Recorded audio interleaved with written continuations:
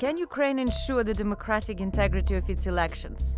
The democratic integrity of the upcoming elections are probably the most important questions coming now, because the ideology has not become the top topic between the candidates.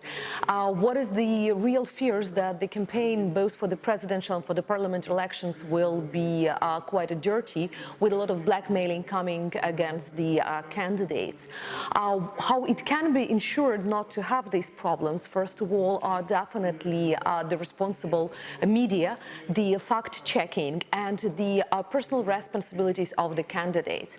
Because the integrity of the democratic campaign can be ensured, first of all, by the candidates themselves, how responsible they can be with the information they are presenting, with the position, and with their actions and actions of their teams. Because let's be honest, sometimes we have the problem that the team would like to please their candidates that much that the means are not interested for them, but the results.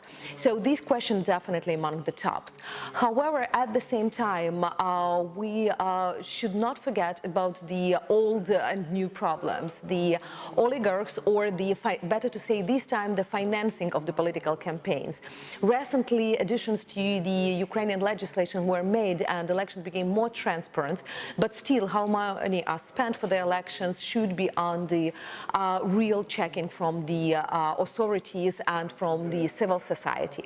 The Russian interference is another question, because at these elections we will not have the open propaganda or support of one of the candidates as we had it at the previous elections.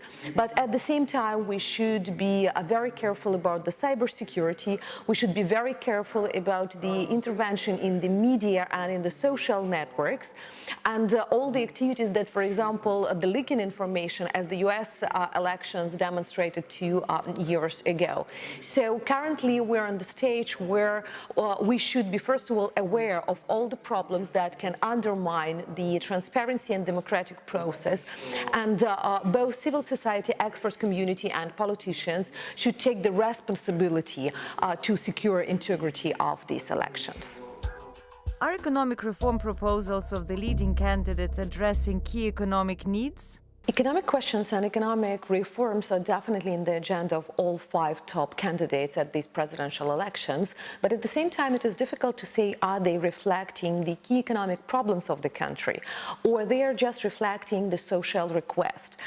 Because what we see from the programs currently available, it is definitely answering the questions about taxation. First of all, the questions of the possible decrease of the VAT, for example, taxes, or the income taxes, as a possibility for getting out of the shadow economy, so to increase the tax revenue of the state budget. The second issue that many of them are talking about is the energy security and the prices for the energy sources. Then we can see the topics of pensions, so what is more social rather than economic issue for the Ukrainian society. And only in the current president program of Mr. Poroshenko, we see the attitude, or let's say the reply, the answer to the questions about the IT industry. So the certain economic and tax issues about these group of the business and startup. However, none of the candidates are presenting the macroeconomic answers. They are not proposing the new economic course for the country. So it looks like currently either they are not ready to answer these questions, or they prefer more populistic approach to the economic issues, what the average voter can understand and can appreciate as the personal appealing to them. How will the elections impact resolution of the conflict in the East? The conflict in the east of Ukraine is already influencing the election process, because we already have the statements, for example, from the Russian Federation, that they can support any of the candidates except of the current president. And because of this, they don't want to have the full negotiations in the Normandy format, for example, or even they are not boycotting, but they are undermining the negotiations within the Minsk format.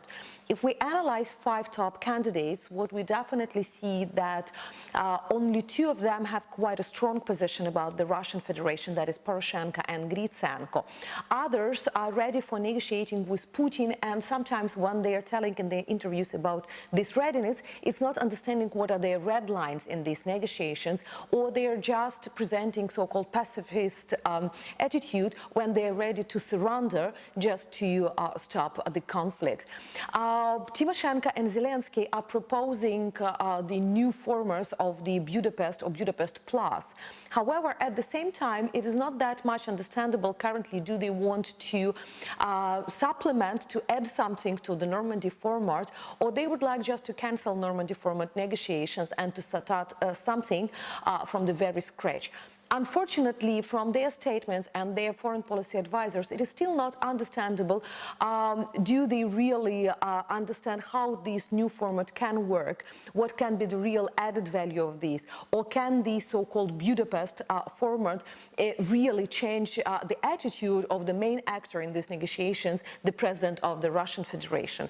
Because what we see now, the problem is not in the formats, but the problem is more in the disagreement or unwillingness to participate in the negotiations.